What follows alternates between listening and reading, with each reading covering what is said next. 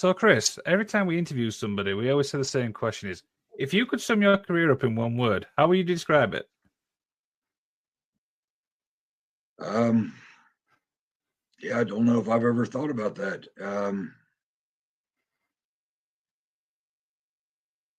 I guess I guess I'd have to say something along the lines of fulfilled or satisfied. Um, there's always things that I think I think a lot of people, there's always things more that you would have wanted to do in the business. But when it comes right down to it, um, from where I started and what my goals were, um, I achieved a lot of them. So, looking back on it, I could feel nothing but um, just proud and fulfilled with what I have accomplished. Awesome, awesome. I mean, Jordan, I mean, we followed his career quite pretty well. We know this guy absolutely really well, don't we? Definitely, man. I'd say that. Probably one of the most decorated tag teams there's ever been in TNA. Yeah. So let's get down to it. So, American Most Wanted. How did that name come about, Chris? Um, Storm and I had been teaming for a number of weeks, and it actually came from him. And he tells the story that because we had hung out many times where uh, where TNA started in Nashville, and we were out one night, and um, I don't remember the situation. He probably has more details on it, but um, basically there was something going on, but and police were called, and we were all fine and safe, and um, no trouble on our part, but the cops knew us, and I think one of them made a comment about you guys better be careful, you're going to wind up on America's Most Wanted. Oh, wow. And I guess that kind of stuck to Storm. And he mentioned it to me, and when he told it to me, I loved that name. And so we just really tried to push that. And the TNA officials were reluctant with that because of the copyright with the TV show, and which is valid. But we just kept pushing it, and there were just little pieces we would throw in every so often. We were real. We had AMW on the back of our trunks, our wrestling trunks, and that we just kind of slid that in there to see if they would say anything about that, and we would mention it to different people. We were real close with Mike Tenay, who was the commentator, and Mike loved it, and so every so often Mike would kind of slide it in on commentating about America's Most Wanted, and still nothing said, and then it got to a point where we were tight with Jeremy Borash as well, who was ring announcing at that time, and he had always announced us as Harrison Storm, and it got to the point where it was just kind of working, and he started announcing us as America's Most Wanted, and again, it just kind of went, and nothing ever happened from it. So yeah, it just caught on, and it was a strong name, and we just went with it, man, and the crowd loved it. Awesome. Over to you, Liam. I want to ask, what do you think the key is to a good tag team? What do you think makes a good tag team, in your opinion? Oh wow, there's so many different variations. I mean, the chemistry is one thing. Storm and I always had good chemistry in the ring, whether as opponents or a tag team. But you have to have real good tag team. It always helps if you like your partner. that I think we've all heard stories where there was partners paired up that didn't really get along or didn't hang out, or I'm not saying it's a requirement, but it definitely helps when you're friends, and you kind of you pal around. So I think that helps.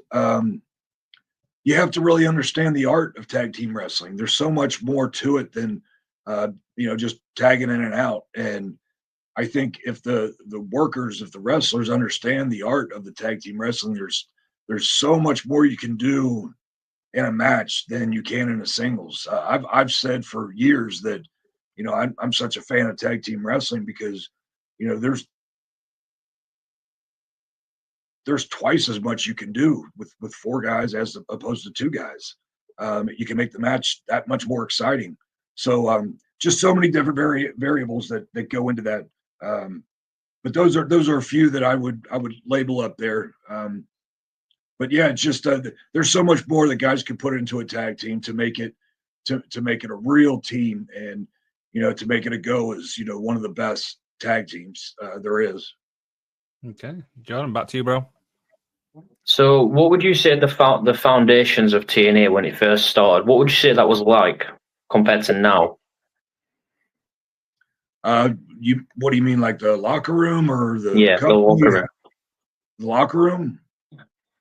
Well, I mean, it's hard to compare it to what it is now. I mean, I'm not there right now, so. But you just had a hungry locker room. You got a brand new company. Everybody wants to make a name for themselves. And I think the magic of the beginning of it was, you had such young, hungry, talented newcomers that are striving to make a name for themselves. While with a brand new company, you need that star power. So we had established stars that are wanting to attach their name to a company that can do something big, that can make something out of it. So we just had a great mixture of that coming in, and we had great leadership with Jeff Jarrett and Jerry Jarrett. Definitely they knew, they had proved that they knew what they were doing. This was a new thing for Jeff, but he had already had years in the business. Jerry had run successful wrestling organizations. And then, behind the scenes, we had Bob Ryder. A lot of people don't know about Bob, but, he was a master behind the scenes, just whether it's, getting the contracts involved, getting those organized, or he was in charge of the travel, just things like that. You need a guy on the inside to really know what they're doing. So we just had a great group of people surrounding us that really wanted to make this a success. And as it went on, it only grew. As far as the talent goes, it only grew. We had a lot of the X division stood out and kind of put TNA on the map as being something so different, and that grew into and Storm and I did with the tag teams, and eventually we had the knockouts. They became such a vital part of the show. So the locker room, I just feel like has always been a group of people that are just really, even though TNA's been around over 20 years now, they're still striving to make it bigger and better.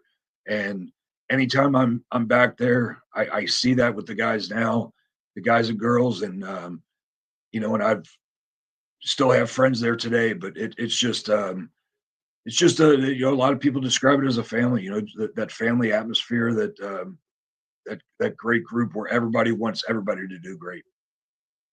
Yeah. Over to you, Liam. Absolutely, and stuff like that. So what do you think to the partnership, obviously with TNA and obviously WWE at the moment? What's your thoughts on that? Well, it's been great. To get any kind of exposure for TNA has been,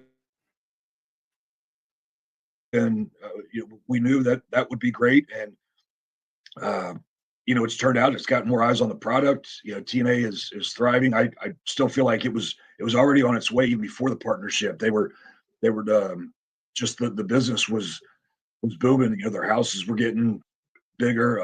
They were just you could just tell that there was something going on. And I think the partnership with WWE, while there was a part of me, maybe still, concerned, because you just never know what's going to happen.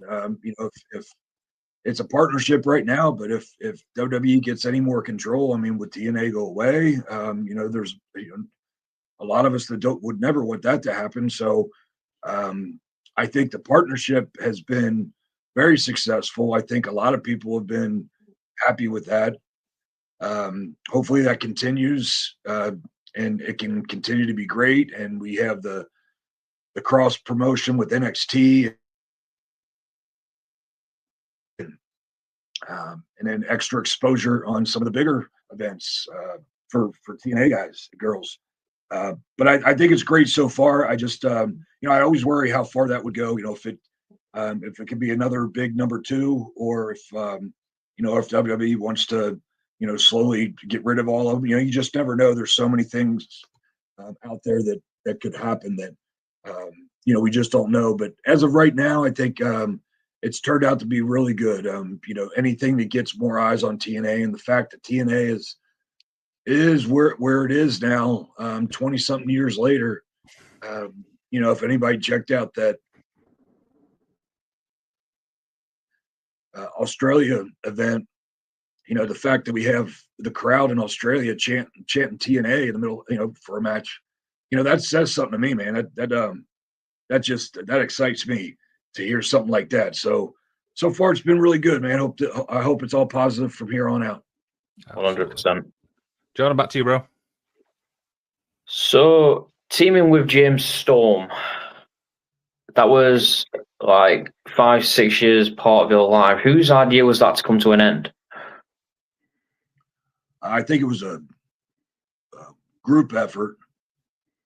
Storm and I had always thought about making a singles run, but the times that it had been brought up in the past, we tried to fight through it because we just felt like there was so much more America's Most Wanted could do. So we really pushed through that and wanted to get the full amount of time that we could with America's Most Wanted, and just do everything that we possibly could. And so when it was time, it was just it was a group effort. Everybody seemed to be on board with it, and Storm and I, we'd had a great coming off a great heel run, which was some of the most fun we'd had. So then we spent about a year, close to a year, where going against each other. But the company was on board with it, so it was just it seemed like it was time to try something new, and let's see where it goes. And I guess in the long run you could always come back to it, but we were going to see where Storm and I could do to go out on our own, and we both had the confidence that we could do that. And as long as the company was behind us, then it would have been great. Awesome. William, over to you. Absolutely. So I want to talk obviously about Gail Kim. How did obviously she ended up obviously in the America's Most Wanted? How was she what? How did she end up obviously in the group? So right when Gail was brought in, I'm gonna say maybe 05, or maybe it was 06. We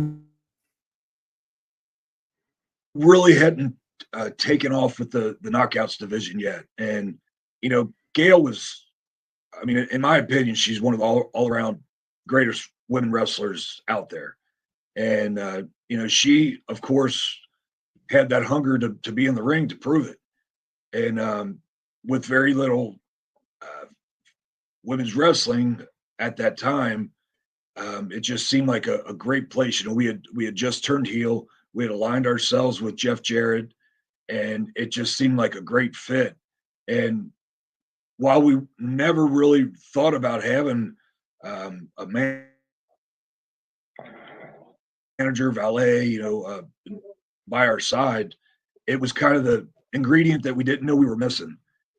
She was such a great addition to us, and it just kind of it made that whole package. And we were able to do so much more with her, especially during that heel run, where she was on the outside, and and she was involved in the matches. It became so much fun. I think she really enjoyed her time with that. Um, I worked side by side with her, made sure that, anytime we were having matches that, she knew exactly what was going on. And I'd sit down with her and, fill her in as if it was her match. And so I think she had fun with that, but her real heart was being in the ring. So along those times is when we really started to develop the knockouts division, centered around her. Really, we had Awesome Kong and Jackie Moore was there. So it really started coming together. Tracy Brooks had been around for a while. ODB was there, so it was coming around, and it was just about around that time where when America's Most Wanted was starting to split, that the knockouts division was about to explode, and it was a perfect setup for her. Okay, Awesome, John, back to you, bro. So how did it come about you impostering as Sting in WCW?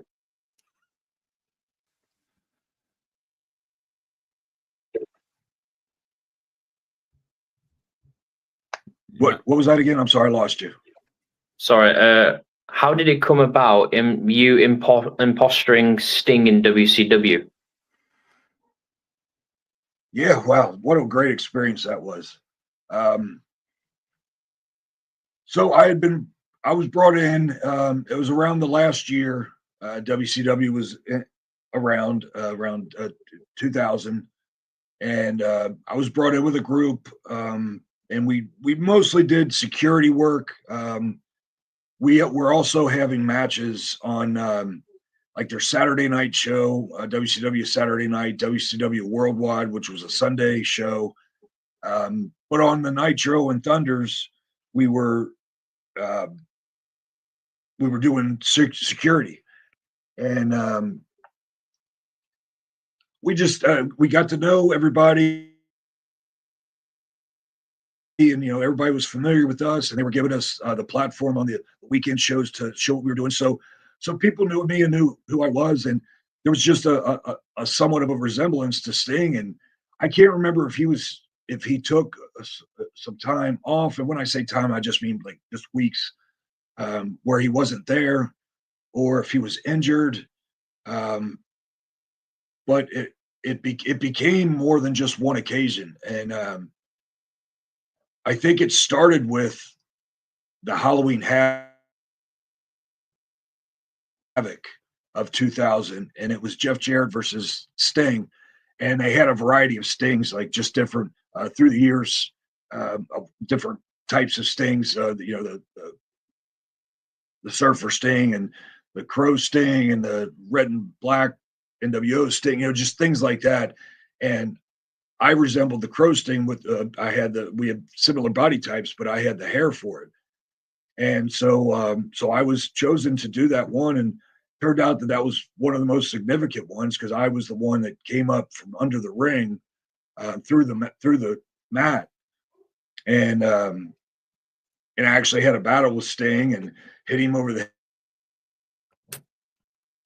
head with Jeff's guitar. So what a thrill that was, to be able to work with.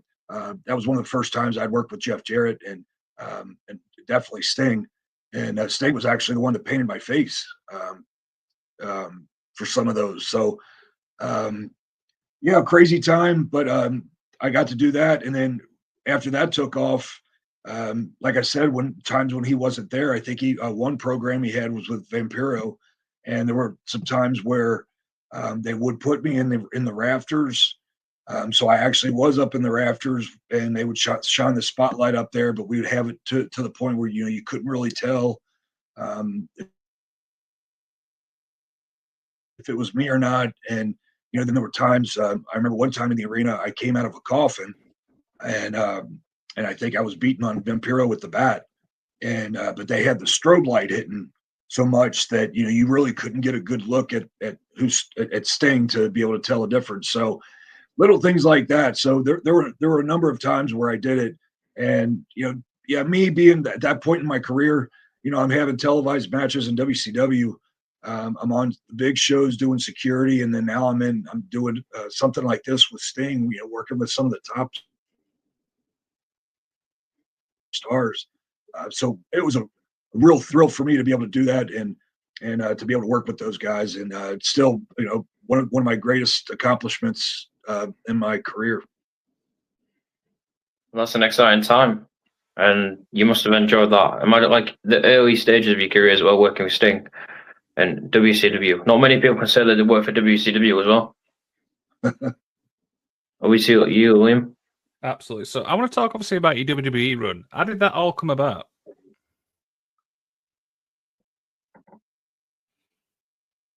Well, there had been the last couple contracts Storm and I had. There was always talk about it, but the bottom line is Storm and I were happy with TNA and happy with the opportunity.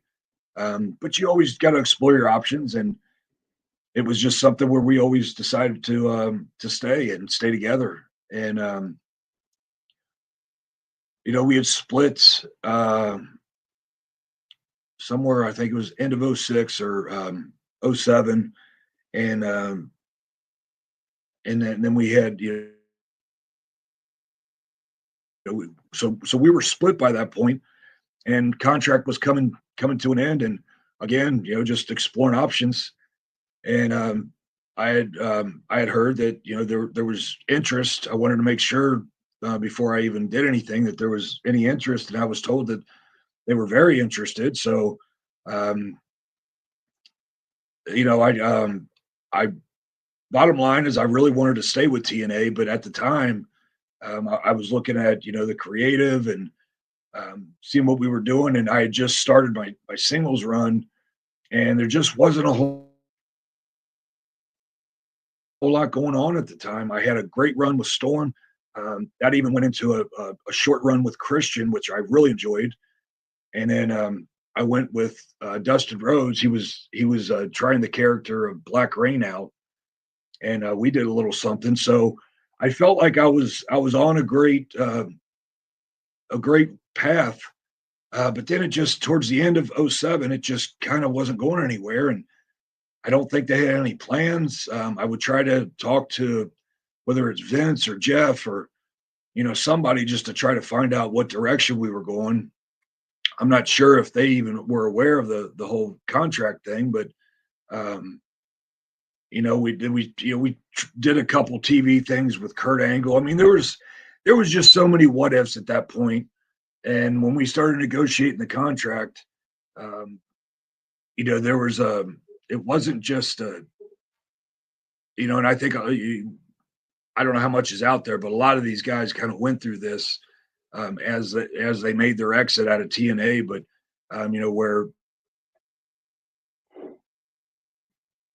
the company is growing and getting bigger, and when it comes time to re-up the contract, you're faced with a lowball offer, and I was really disappointed with that. They were offering me kind of less than what I was already making, and I kind of looked at that as like, what how valuable do they really think I am? And they're not really doing a whole lot with me, and at that point I think I was 35.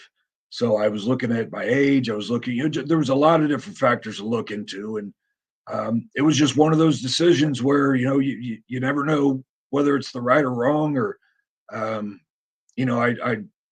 tried to really put some thought into it, and, praying about it. And it was just one of those things where, when I knew what was offered on the other side, it was one of those times where you just bet on yourself. I felt like, this might be my opportunity to go, and you never know when the right time is. So it was a decision where I said, okay, let's give this a shot. If TNA is not really making an effort to keep me around, then maybe we'll just see where this goes. So that's where kind of where my decisions were lying, and I've just bet on myself and said, let's give this a shot, see where it goes. Okay, John, back to you, bro. So fast forward a couple of years later from 2007, and then you get the call to come back for a tag match against Beer Money to team with Matt Hardy. How did that come about?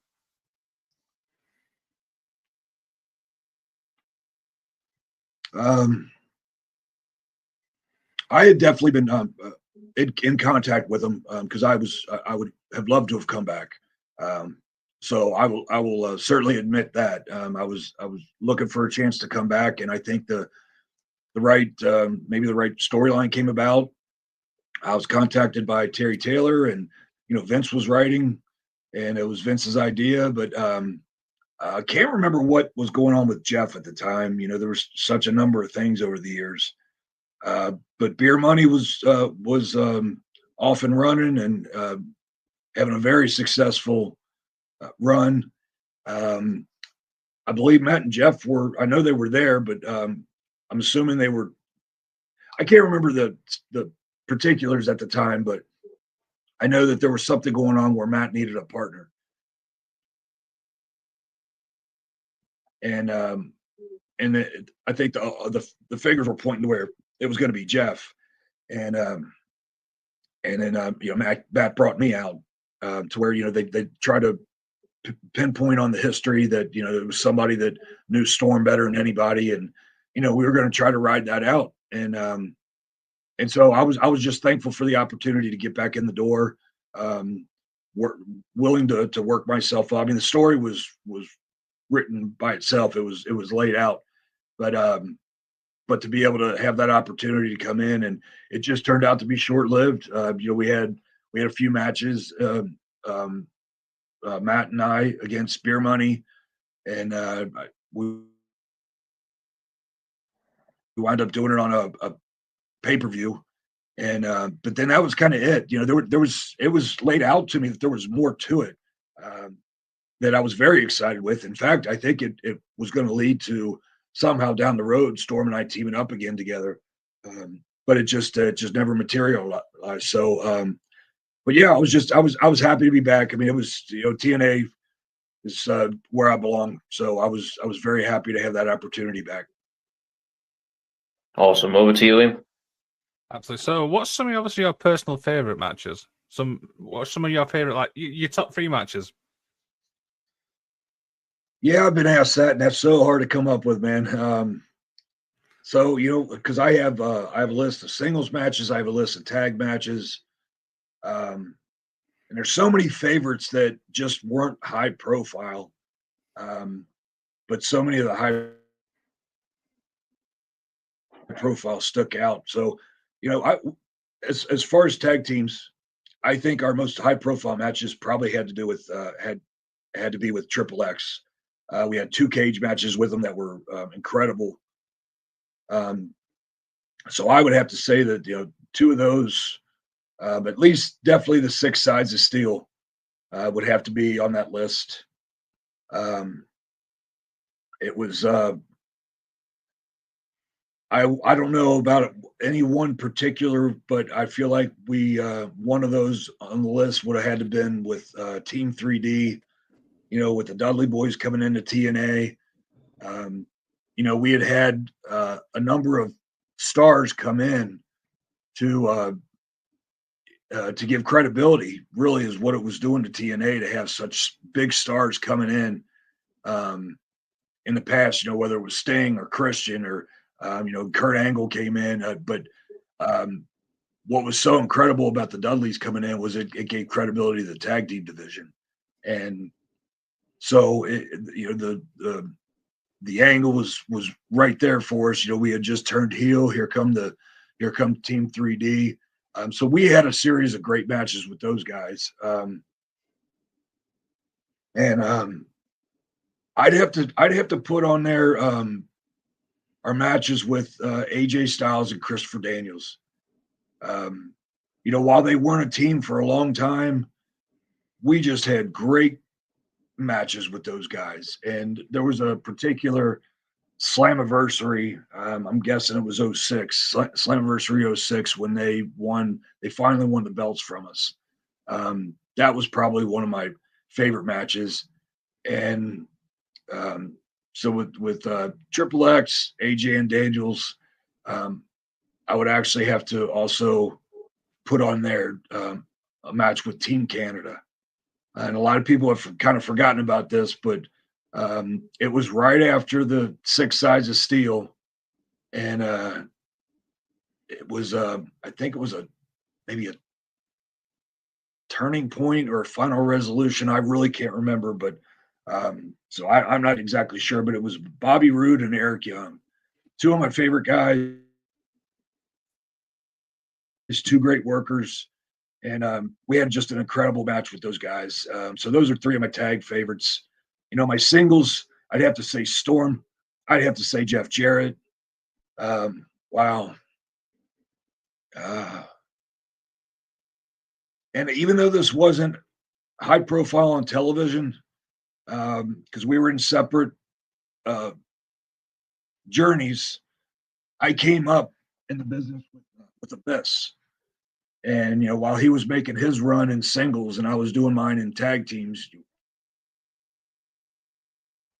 we had for years we traveled together and had so many matches together, and they were always just phenomenal matches with Abyss and I. We had great chemistry, and we've all heard how great that guy really is. So he would have to be on my list of top three singles guys that I ever worked with. Okay, Jordan, back to you, bro.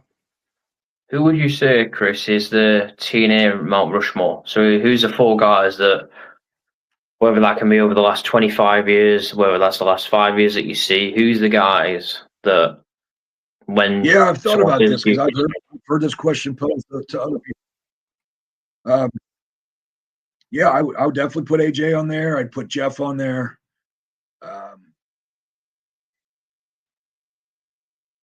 A lot of people put Abyss on there. I don't think that's a bad choice at all. I'd have to put Kurt Angle on there too, because I feel like up until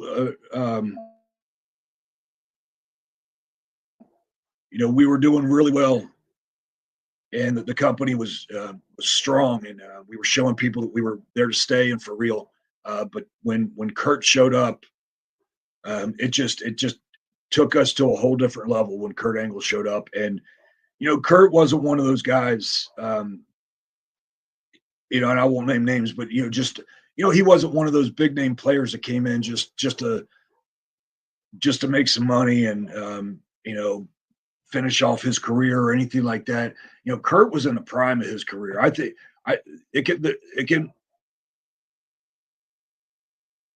you can make an argument that Kurt's best matches were in TNA. So when he came into TNA, he completely was willing to put TNA on his back and take it to the next level. So I really think Kurt deserves a spot on there. Kurt, Jeff, for so many reasons, just putting on his shoulders to start this thing. AJ was the crown jewel for so many years, and then I'd go with Abyss as well. He's a homegrown talent that he showed his loyalty and with the company, and just there was nothing that was put in front of that guy that he couldn't accomplish. So that'd be my Mount Rushmore. Awesome. Liam, over to you. So throughout your whole career and stuff like that, what's the best piece of advice you've been given? Oh, man, I've had so many guys that I've listened to. Man, I don't know. I don't have a good answer for you guys.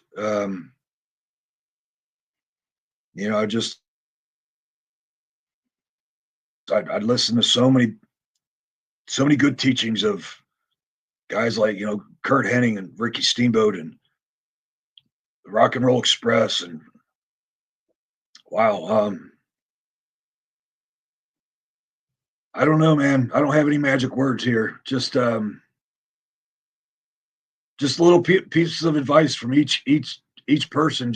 I just tried to take from any any piece of advice from the guys that had paved the road for us and that had been there and established and that had made a career out of this, I was willing to listen to those guys because I wanted what they had. And that's the advice that I would give now is to, I think we don't have that as much nowadays. I think they should, that, the generation today should listen to and be open to ideas from the guys that have been there and that have done it for so many years. And, a lot of times unfortunately, so many of the guys nowadays want to kind of do it their own way. And they think they've figured out a new, better way. And, when I came around, I was listening. I wanted to soak everything in and do it like that. And that's the way I try to pass it on too. So, yeah, I can't, no words of wisdom really jump in right now, guys. I'm sorry. It's all right. Completely fine. No problem. Jordan, back to you, bro. Who would you say is the top 3 best tag teams today, in your opinion? Today, I would in the top 3, I would have to put FTR. That's one tag team that I really enjoy watching, and I have for years. Those are one of the guys. Of course, I'm old school, so when I watch those guys get to go out and perform at their best, that's when you get that art that I was talking about earlier. They know the art of tag team wrestling, and it's because they listened to some of the old timers and knew how to do it and when to do it. And I just really enjoy their matches. Let's see. Here as of late, I've kind of gotten on the Hardy bandwagon. Maybe it's a nostalgia thing, but just the fact that they've put in the years that they have, and to see them still doing it at, I can even say our age because we're all around the same age, but to see them, I guess this is more on a personal level, but to see them work more smart than hard now, if that makes any sense. They put in the years of working their ass off, working hard, and now it's like we can look at them and you might, if you want to say they've lost a step or you want to be negative about it, I look at it as a positive. Like, look how great they still are because of how smart they're working. They don't have to do everything that they did before, but they can still capture the crowd the way they do. And so for a variety of reasons, I've really enjoyed watching those guys. And then here is in past few years, we haven't seen them much lately, but they pop in and out everywhere, it seems like. But the Good Brothers, Carl Anderson and Gallows, I just have really enjoyed watching those guys over the years, and everywhere they go, they seem to, really stand out, make a name for themselves. And, Carl Anderson and I came from the same area, trained the same place. And here, in the future, we have some of our first matches with those guys. So, looking forward to that. But yeah, in the current state, that's kind of what I would say. I mean, probably there's probably others you could name that I would jump on, but those are the ones that kind of stand out to me right now. Awesome, man. Over to you, Will. Yep. So obviously, I feel a lot more questions, mate, as we begin to wind down and stuff like that. For you now, how do you want to be remembered in wrestling? Well, as far as the inside the business, I'd like my peers to remember me as a great worker. Something that anytime they were in the ring with me, that they knew that they were comfortable having a great match, and no easy to work with. I pretty much got along with everybody. At least I tried to. As far as the fans, and I do get a lot of feedback on this. That makes me feel great. But just some of the great tag team matches that we gave them. At a point, when America's Most Wanted first came around, really WWE was the only game in town, and it was at a point where they weren't pushing a lot of tag teams. If there were tag team matches, it was a lot of singles guys teamed up for a short period of time, and so we kind of lost the idea of what good tag team wrestling was. I think we kind of lost it a little in the the 90s a little bit, and then we got a little resurgence with I'd like to say, with the Dudleys, Edge and Christian, Hardys. I think we all remember that period of time, and they really took it to a whole different level. But then we kind of lost it again, and it just became a bunch of singles guys teaming up. And so the opportunity that Storm and I, when we came around, it was like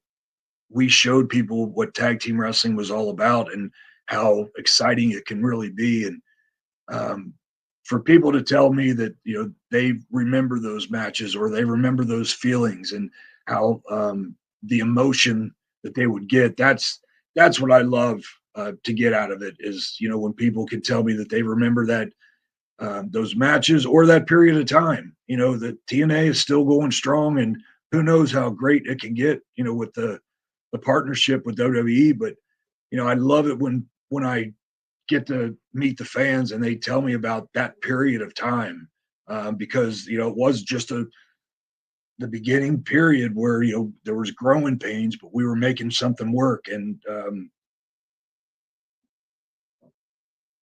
so I really that gives me such a great proud feeling that the fans can walk away with that. Okay, John, you want to wrap this up, pal? Yeah, Chris, thank you for coming on, mate. I really do appreciate it. I do apologise that we're going to have to wrap it up. My phone's literally and computer's about to die. But thank you for coming on. I really do appreciate your time. Do you know what? Massive fan of your work. We need to get you and Storm over here to compete in the UK. That is a must. I would love it, man. Him and I have talked about it. I know he's been over there a number of times, but I would love to get over there with you guys. And I appreciate you having me on, guys. I appreciate. Sorry for the delays. I've just with the throat injury, it's kind of been an ongoing thing. But I didn't want to hold you guys off any longer, so I'm glad we had a chance to do it. And hopefully we can do it again sometime. So I appreciate your time. Absolutely, man. I appreciate it. Absolutely, I appreciate it, man. No, Thanks, I'll let you wrap it up, man. Take it easy, Chris. Thank you. Cheers, Chris.